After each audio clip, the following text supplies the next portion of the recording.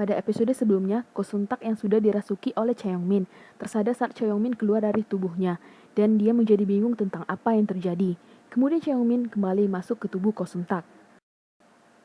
Di ruangan lain, terlihat teman Dr. An. Dia teringat tentang kejadian pemberian obat sebanyak 5.000 sekaligus kepada ayah Jang Se-jin. Tiba-tiba, dia mendapatkan telepon dari ruangan ICU, dan dia bergegas menuju ruangan tersebut. Di ruangan ICU, terlihat Ko Sun-tak alias Cha Yong-min yang terburu-buru masuk. Dia memeriksa keadaan tubuh Cha Yong-min. Di sana ada seorang perawat yang heran melihat Ko Sun-tak yang terlihat sangat panik. Setelah diperiksa, semuanya baik-baik saja. Lalu Ko Sun-tak alias Cha Yong-min bertanya, kenapa memanggilnya jika semua baik-baik saja? Dan perawat itu mengatakan, dia memanggil mereka hanya untuk berjaga-jaga saja. Kemudian perawat mengatakan kalau Cha Yong-min sudah bisa bernapas sendiri atau bernapas secara normal, tanpa perlu bantuan alat. Mendengar hal itu, Ko Sun-tak alias Cha Yong-min memeriksanya. Dokter An yang baru sampai di ruangan itu memutuskan untuk melakukan pemeriksaan lanjutan, yaitu ke dokter saraf.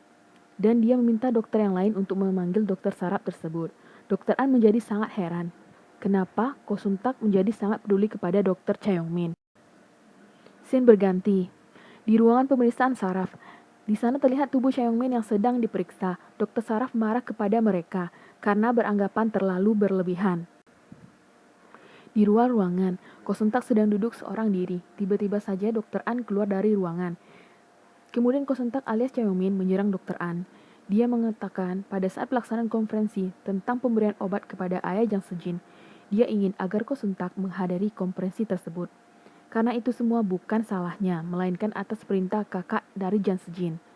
Setelah mengatakan hal itu, Ko Sun-tak alias Cha Yong-min berlari meninggalkan Dokter An. Dokter An menjadi heran kenapa Ko Sun-tak menyerangnya. Di ruangan lain, terlihat Ko Sun-tak alias Cha Yong-min berjalan mengendap-endap menuju komputer untuk memeriksa data pasien. Dia login menggunakan ID milik Dr. Cha Yong-min. Di sana dia memeriksa tentang catatan medis ayah Jang Se-jin. Tiba-tiba ada yang memukulnya dari belakang, sehingga arwah Cha Yong-min terpental keluar dari tubuh Ko Sun-tak. Cha Yong-min menjadi heran kenapa itu semua bisa terjadi. Ko Sun-tak yang sudah sadar pergi meninggalkan ruangan itu. Cha Yong-min melihat ke arah komputer tadi dan mencoba untuk menyentuh mouse tapi tidak bisa. Dokter yang baru datang itu memeriksa apa yang dilihat oleh Ko Sun-tak. Dan dia menjadi heran karena Ko Sun-tak login di komputer itu dengan menggunakan ID milik Dr. Cha Yong-min. Di ruangan ICU, Ko Sun-tak yang baru datang mengatakan dia hanya berjaga-jaga saja. Bisa saja Dr. Cha Yong-min hanya bernapas sendiri sebentar saja.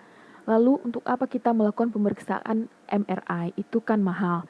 Semua orang menjadi heran dan mengatakan kalau itu adalah ide Ko Sun-tak sendiri.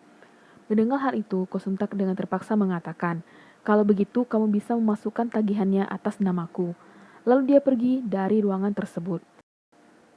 Ko Sun-tak berjalan di lorong rumah sakit. Cha Yong-min menghampirinya, lalu berkata, apa kamu kecewa karena aku masih hidup? Atau kamu lega aku tidak bangun saat kamu pikir aku akan bangun? Dari belakang datang Dr. An. Dia memanggil Ko Sun-tak. Lalu Dr. An bertanya tentang apa yang dia lakukan tadi terhadap dirinya. Mendengar hal itu, tentu saja Ko Sun-tak menjadi heran. Karena saat itu bukan dia yang berbicara dengan Dr. An, melainkan Cha Yong-min dengan menggunakan tubuhnya. Lalu Dr. An mengatakan, besok datanglah jam 9. Dia akan memberikan alamatnya. Kemudian dia berkata, kamu ingin menghadiri konferensi untuk kasus pimpinan Jang. Jadi kamu bisa berkata jujur. Lalu Ko Sun-tak berkata, apa aku mengatakan itu padamu? Lalu Cha Yong-min mengatakan, ya kamu sendiri yang bilang. Cha Yong-min berkata kepada Ko Sun-tak, dia harus datang dan mempertanggungjawabkan perbuatannya itu. Di ruangan lain, Kristal ketakutan karena memikirkan bagaimana Ko Sun-tak bisa login di komputer itu dengan menggunakan ID milik Dr. Cha Yong-min. Di tempat lain, orang-orang sedang bergosip mengenai Ko Sun-tak yang terlihat berbeda beberapa hari ini. Seorang dokter mengatakan, kukira dia dirasuki oleh roh atau semacamnya. Lalu Kristal datang dan berkata, kerasukan, jangan konyol. Tiba-tiba seorang perawat mendapatkan susu pisang di atas mejanya. Ternyata itu adalah perbuatan hantu Pak Tes. Sebagai ucapan terima kasih kepada perawat dan dokter di rumah sakit itu. Terkadang hantu Pak Tes juga membantu dokter dan perawat di rumah sakit itu. Hantu Pak Tes juga menolong wanita petugas kebersihan sebagai ucapan terima kasih karena sudah mau meminjamkan tubuhnya. Dan hantu Pak Tes mengatakan kepada Cha Yong-min, yang terpenting adalah cepat keluar dari tubuh orang yang dia rasuki setelah menyelesaikan tugasnya. Karena jika merasuki tubuh orang itu terlalu lama, dia hanya akan mengacaukan hidup orang lain. Hantu Pak Tes menjelaskan, ada aturan di dunia orang hidup, dan hantu juga harus mengikuti peraturan tersebut.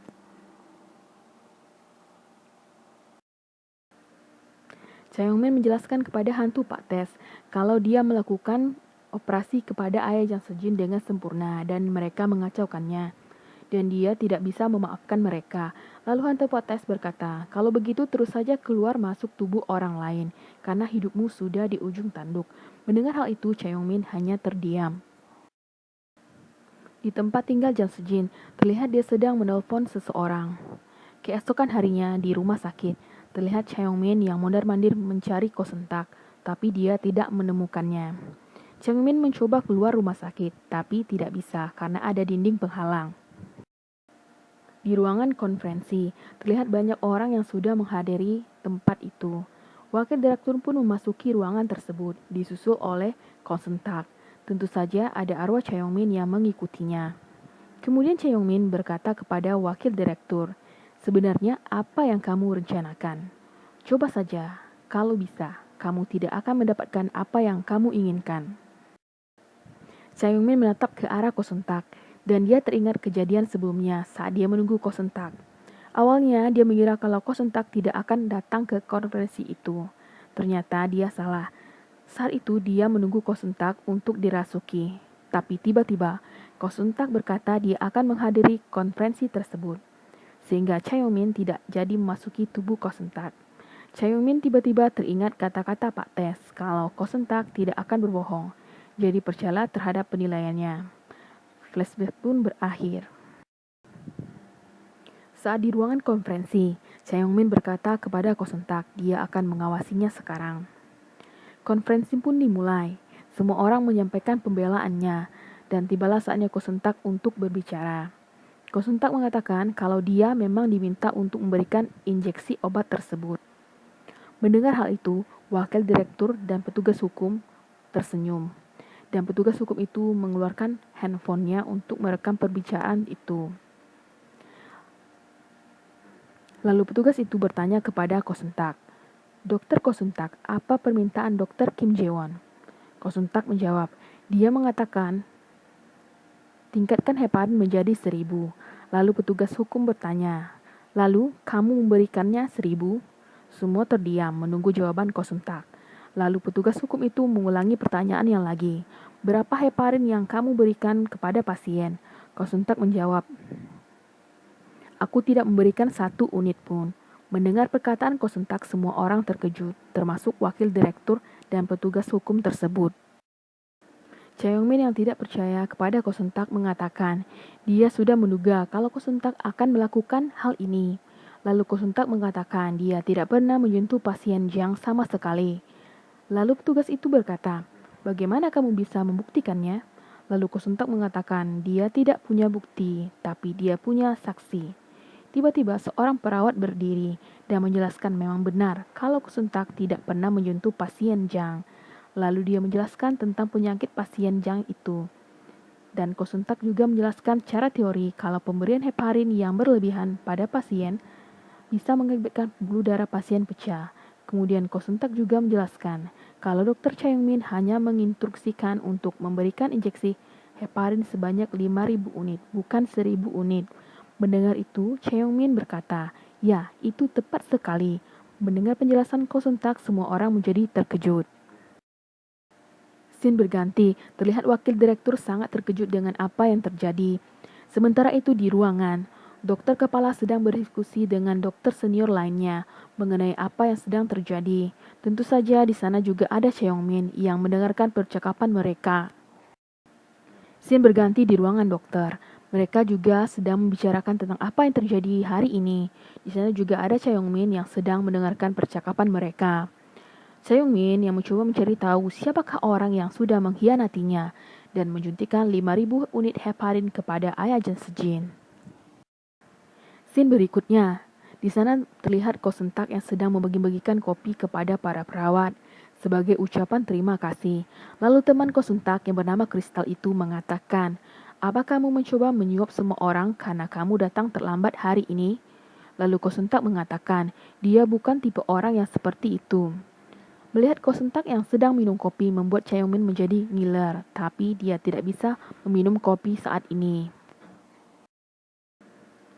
Di ruangan ICU, terlihat para dokter sedang memeriksa keadaan pasien. Di sana juga ada Chaeyomin. Dia memberikan pendapatnya tentang pasien tersebut, dan pendapatnya itu sama dengan pendapat Dr. An. Dan itu membuat Dr. Chaeyomin menjadi bangga kepada Dr. An.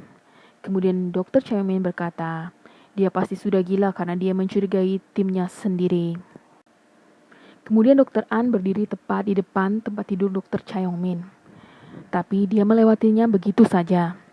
Lalu dokter lain berkata, "Dr. An, bagaimana dengan Profesor Chaeyomin?" Lalu Dr. An berkata, "Memangnya apa yang bisa kita lakukan? Dr. Syaraf akan menanganinya. Apa kalian tidak ingat? Dia bahkan tidak pernah melirik pasien yang tidak punya kesempatan hidup." Mendengar hal ini, Chaeyomin sangat terpukul dan sedih. Lalu tiba-tiba dia mendengar ada yang berbicara. Ternyata itu adalah para hantu dari pasien yang dia pernah abaikan dahulu. Hantu itu berkata, ternyata muridnya jauh lebih sadis daripada gurunya, dan pasti sangat menyakitkan mendengarnya sendiri. Hantu lain berkata, "Hei, dia bisa saja mendengarmu." Di lorong rumah sakit, Kosentak bertanya berapa lama lagi dia harus bertugas di IGD. Lalu Dr. An menjawab, "Kurasa Profesor Cha mengirimmu untuk mempelajari dasarnya terlebih dahulu." Lalu Dr. An menambahkan, "Tidak ada yang bisa kamu lakukan di dalam tim kita." Mendengar itu Kosentak hanya diam. Di ruangan ICU, para hantu mendekati Chaeyomin. Melihat itu, Chaeyomin menjadi takut. Tiba-tiba Pak Tes datang dan memarahi 3 hantu itu. Dan meminta Chaeyomin untuk berkenalan dengan 3 hantu tersebut. Saat salah satu hantu mendekatinya, Chaeyomin menjadi panik. Tiba-tiba Kosentak datang, dan dengan terburu-buru dia memasuki tubuh Kosentak dan melarikan diri. Melihat hal itu, para hantu terkejut bagaimana Chaeyomin bisa memasuki orang lain dengan mudah. Di lorong rumah sakit, Chaeyomin keluar dari tubuh Kosentak. Kosentak yang sadar menjadi bingung kenapa dia berada di tempat itu. Pak Tes menemui Chaeyomin. Dari arah lain, para hantu datang dan ingin memasuki tubuh Kosentak, tapi tidak berhasil, dan bertanya-tanya kenapa mereka tidak bisa melakukannya. Dan dengan sengaja, salah satu hantu mendorong Chaeyomin ke arah Kosentak, dan tubuh Chaeyomin berhasil memasuki tubuh Kosentak kembali. Tapi Chaeyomin buru-buru keluar dari tubuh Kosentak. Hal itu membuat Kosentak menjadi sangat kesal dan memutuskan untuk meninggalkan lorong tersebut. Kosentak memutuskan untuk duduk di tangga darurat diikuti oleh Chaeyomin. Melihat Kosentak kesal membuat Chaeyomin merasa bersalah dan meminta maaf kepadanya karena sudah mencurigai Kosentak selama ini. Dan Chaeyomin mengatakan dia juga belum tahu apa yang sebenarnya terjadi. Tiba-tiba Kosentak mendapatkan telepon dan pergi dari tempat itu dan diikuti oleh Chaeyomin. Ternyata di IGD ada pasien yang baru masuk. Seorang dokter menjelaskan apa yang terjadi. Dokter itu meminta agar Kosentak memeriksa pasien itu. Tapi tiba-tiba Kristal mendatangi mereka dan mengatakan agar meminta dokter lain saja untuk melakukannya. Mendengar hal itu, Kosentak pun pergi. Namun tiba-tiba dia kembali lagi dan bertanya tentang keadaan pasien itu. Semua orang menjadi heran.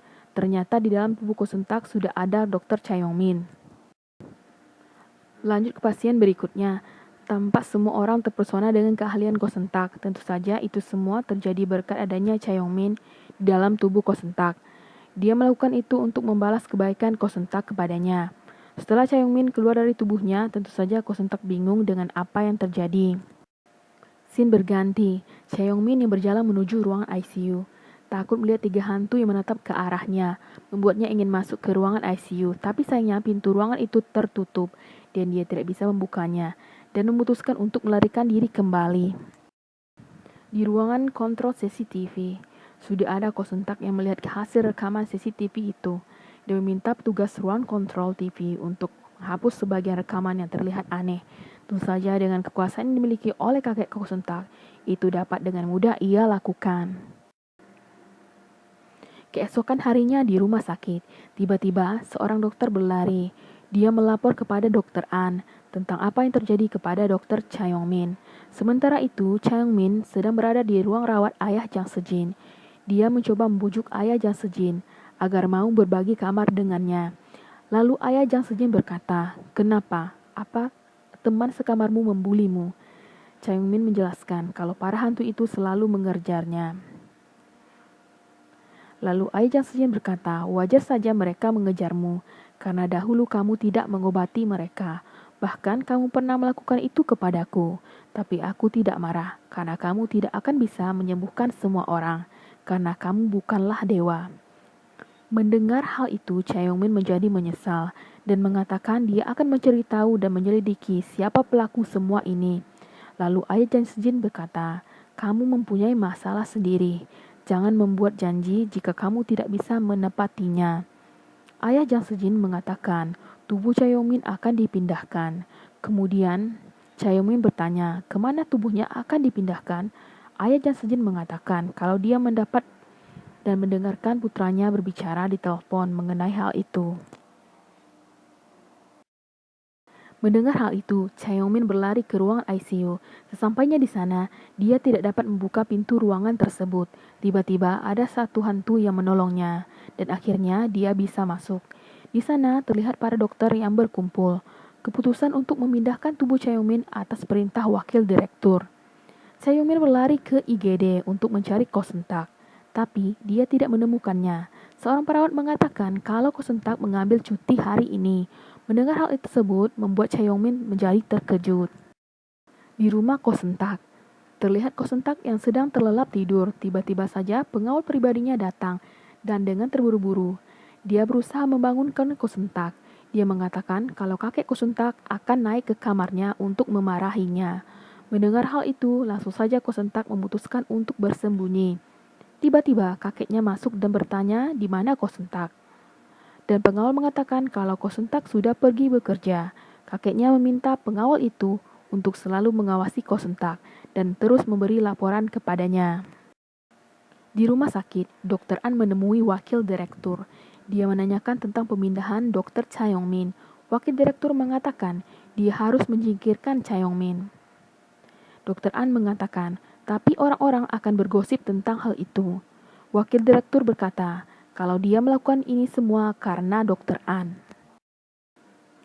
Dr. An keluar dari ruangan wakil direktur. Dia teringat akan kejadian malam itu saat dia memberikan suntikan heparin sebanyak 5.000 unit kepada ayah Jang Se-jin. Dengan mengatakan itu semua adalah perintah dari Profesor Cha Yong-min. Mengingat hal itu membuat Dr. An ketakutan. Di ruang ICU terlihat dua orang dokter yang sedang berbincang mengenai keadaan Dr. Cha Yong-min. Cha Yong-min yang baru sampai di ICU marah-marah kepada dua orang tersebut karena tidak bisa menghentikan pemindahan tubuhnya ke ruangan lain. Di sana juga ada dua hantu lain yang melihat ke arah Cha Yong-min. Salah satu hantu mengatakan, kalau rumah sakit tidak memiliki ranjang kosong, kalau kamu harus menambah ranjang untuk menerima pasien baru, agar bisa menghasilkan uang lebih banyak. Cha Yong-min yang mendengar itu hanya terdiam. Lalu Cha Yong-min bertanya di mana Pak Tes. Di lorong rumah sakit, Cha Yong-min berlari mencari hantu Pak Tes. Dari jauh, dia melihat dokter kepala yang sedang membawa berangkar. Cha Yong-min berlari ke ruang ICU. Di sana, dia melihat Ko Seung-tak yang sedang membawa tubuhnya seorang diri. Tiba-tiba, dia melihat dokter kepala kembali dan Ko Seung-tak berusaha untuk menghindarinya. Tiba-tiba saja ada hantu Pak Tes yang merasuki tubuh petugas kebersihan yang membantu Ko Seung-tak untuk mendorong tubuh Cha Yong-min. Pada saat dokter kepala mengejar Ko Seung-tak ke arah lift, tiba-tiba Pak Tes menghalanginya sehingga dokter kepala tidak berhasil menghalangi Ko Seung-tak. Di dalam lift, Cha Yong-min bertanya kepada Ko Seung-tak tentang dia yang sengaja datang ke rumah sakit untuk melindunginya. Tapi tentu saja itu tidak mendapatkan jawaban dari Ko Seung-tak. Setelah keluar dari lift, Ko Seung-tak kembali membawa tubuh Cha Yong-min melewati lorong rumah sakit. Tapi tiba-tiba wakil direktur datang dan bertanya apa yang sedang dia lakukan. Lalu dokter kepala juga datang menghampiri Ko Seung-tak. Saat keadaan semakin kacau, tiba-tiba Jang Se-jin datang dan berkata, "Apa yang kamu lakukan di sini dengan pasienku?" Mendengar hal itu, semua orang terkejut. Wakil direktur menemui Ibu Ko Sentak sebagai pimpinan dari rumah sakit. Dia bertanya mengenai kenapa tiba-tiba Jang Sejin bisa bekerja di rumah sakit ini. Ibu Ko Sentak menjawab kalau rumah sakit tempat Jang Sejin bekerja dahulu meminta pertukaran. Jadi dia menyetujuinya. Terjadilah perdebatan antara wakil direktur dengan Ibu Ko Sentak. Di taman rumah sakit, terlihat Ko Sentak dan Jang Sejin yang sedang berbincang. Tentu saja di sana juga ada Cha Yongmin yang ikut mendengarkannya. Mereka membahas tentang apa yang terjadi kepada ayah Jang Sejin dan Cha Yongmin. Jang Sejin merasa ada yang aneh tentang itu semua. Jang Sejin meminta Ko Sentak untuk menyelidiki apa yang sebenarnya terjadi. Tapi Ko Sentak tidak memberikan jawaban yang pasti apakah dia akan membantu atau tidak. Dia berkata hari ini membantu Dokter Cha hanya karena rasa tanggung jawabnya saja. Kemudian Ko Sentak pun pergi. Diam-diam, wakil direktur melihat mereka dari kejauhan. Di toilet, Ko Sentak terkejut melihat pantulan dirinya sendiri di cermin karena dia keluar rumah dengan keadaan seperti ini. Di ruang ICU, Jang Sejin berbicara dengan seorang perawat. Dia mengucapkan terima kasih kepada perawat itu karena sudah menelponnya, sehingga dia berhasil untuk mempertahankan Cha Yongmin di ruang ICU tersebut. Lalu perawat itu juga mengatakan kalau dia juga menelpon dokter Ko Sentak untuk berjaga-jaga, dan dia berhasil mengulur waktu. Perawat tersebut juga menceritakan bagaimana Ko Sentak berhasil mendorong ranjang keluar dari ruang ICU dan tidak ada yang bisa menghentikannya. Perawat itu juga mengatakan kalau Jang Sejin adalah dokter dan wali dari Profesor Cha mulai dari sekarang.